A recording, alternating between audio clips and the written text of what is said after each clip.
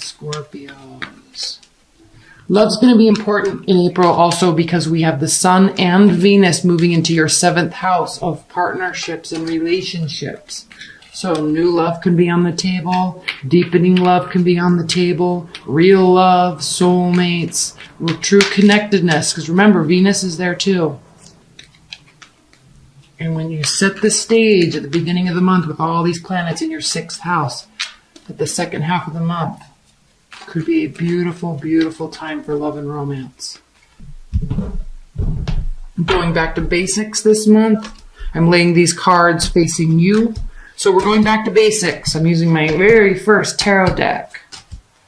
The OG. Here's the 9 of Pentacles. We have the 10 of Pentacles. We have the 9 of Cups. We have the 3 of Pentacles. All right. You've got great things that could be happening this month.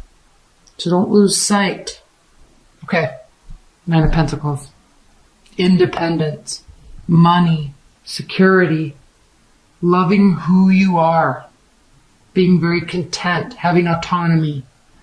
The thing with the 9 of Pentacles is it is the card the place kind of that we are in our lives before we move into the 10 of Pentacles. That encompasses family, extended family, pets, households. So you are in extreme preparation for that, even if you don't know it. So here, you're very content and happy with everything that's going, but it is a preparatory stage to get to the 10 of Pentacles. Now, where all the success is going to be coming from is something that you have been working on for a long time, right? There's not major decisions that need to be made. You're on the right track. Just keep going. And I say that because the Lovers is reversed. This is a head or heart decision. You've decided, you've been working. This is nothing new. If this were new, I would say you're going to get a new job, you're going to start a new project, all that stuff, but it's not. It's reversed. You've already been working on it. That's why there's success here. And you've been setting the stage, and you will continue to set the stage at the first part of April with all these planets in your 6th house. Awesome, awesome, awesome, awesome. Okay. It's not a time to be lackadaisical or apathetic or act bored. All right. Be open with your emotions, especially with the Sun and Venus moving and getting ready to move into your 7th house, the second half of April. Okay. Be open, be available, be excited. Yes, you may have been left out in the cold in the past. You may have been left in confusion. There may have been money issues. We see that here. Depression, anxiety, spinning thoughts, wondering what happened, if you should have said something, if you shouldn't have said something. There's pain here. So because of that, be very conscientious of this. Whose job is it to punish? Whose job is it to focus on ourselves? This is a misuse of energy. Okay?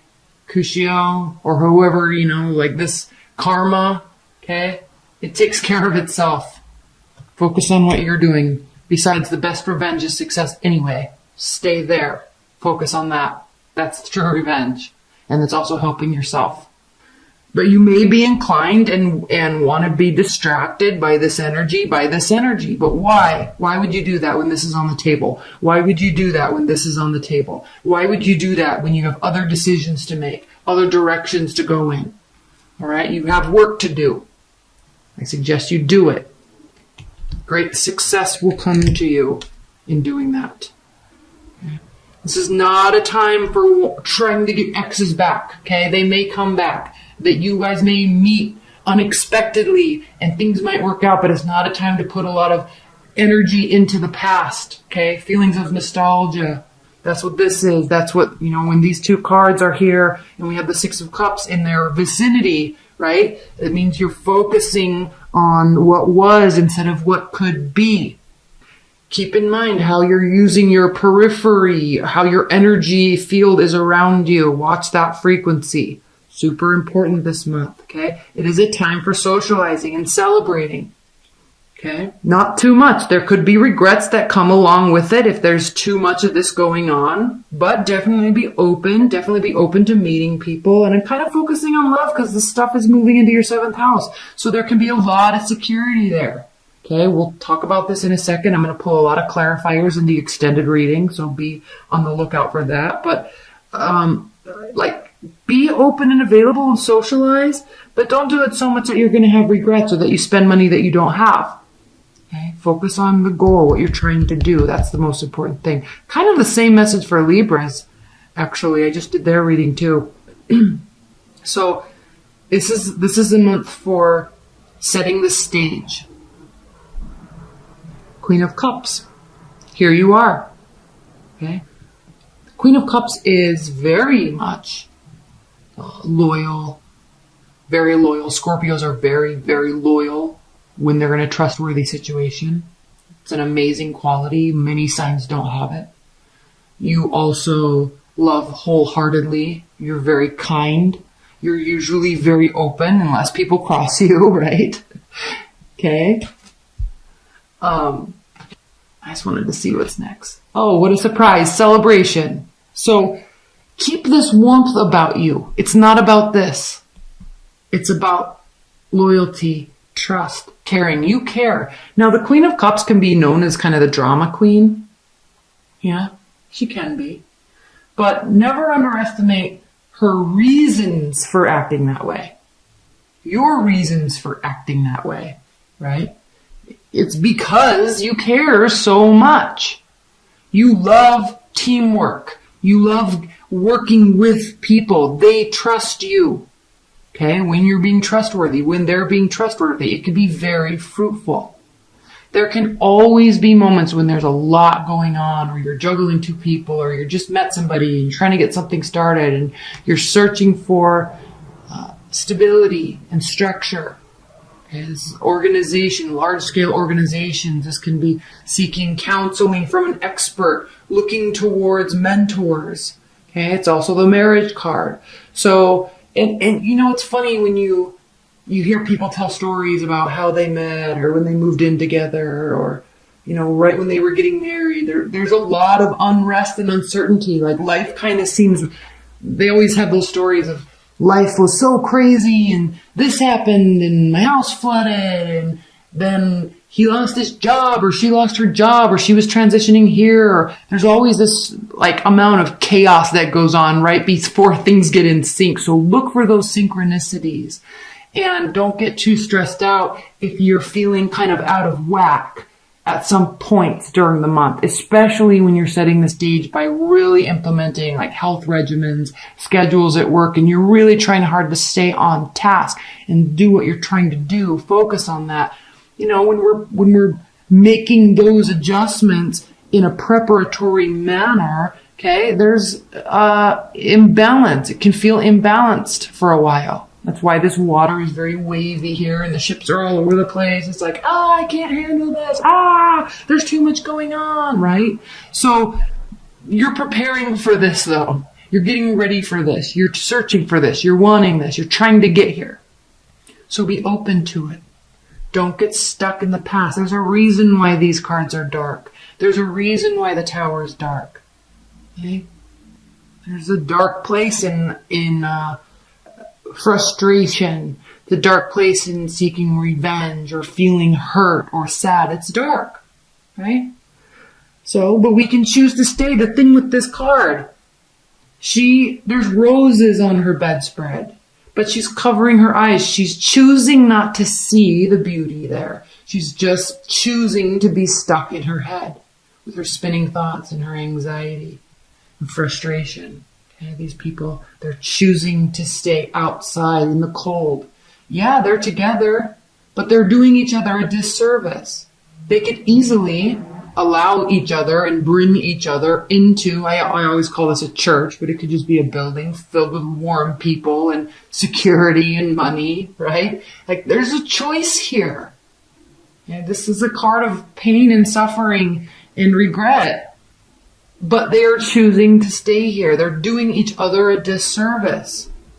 You're doing yourself a disservice if you act this way or act this way, okay? There's always Tower moments. You could have a big Tower moment this month. This is your card.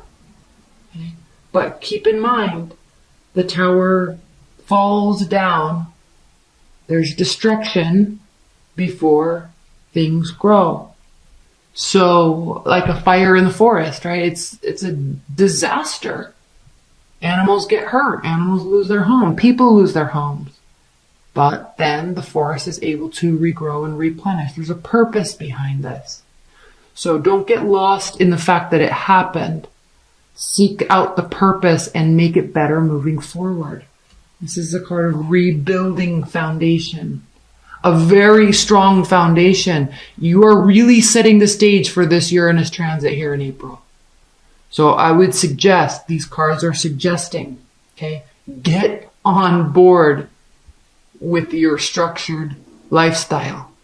Get prepared for security in love. Get prepared to manifest. And don't lose sight of what you really love and the unification of what you're doing with people, despite how they're acting. Right? There's great celebration that come from it. It might take a little bit longer than you're expecting. You might have heartbreaks along the way, or memories of heartbreaks along the way. But who cares, right? And somebody new is going to come back into the picture, or this is going to get resolved. It's never fun to go through this, but we have patience. We stay focused on what we're trying to do, something we can celebrate, and things work out. It's part of karma. Okay, I'm going to pull a couple clarifiers. You're tired, okay? You're fighting your fight, you're doing your activity, you're doing your work, but you're really starting to feel beat down, frustrated, okay? Especially when I talked about like implementing extreme structure, new things in your life, in your lifestyle, right? It gets stressful. It does. We get tired. We feel browbeaten. Okay, there's a lot going on, right? All of these, I'm sorry I keep saying right. I need to like extract that from my vocabulary. It's like this flow I've gotten into. It's annoying. I'm sorry. But these wands are action. They're bearing fruit. They're growing something.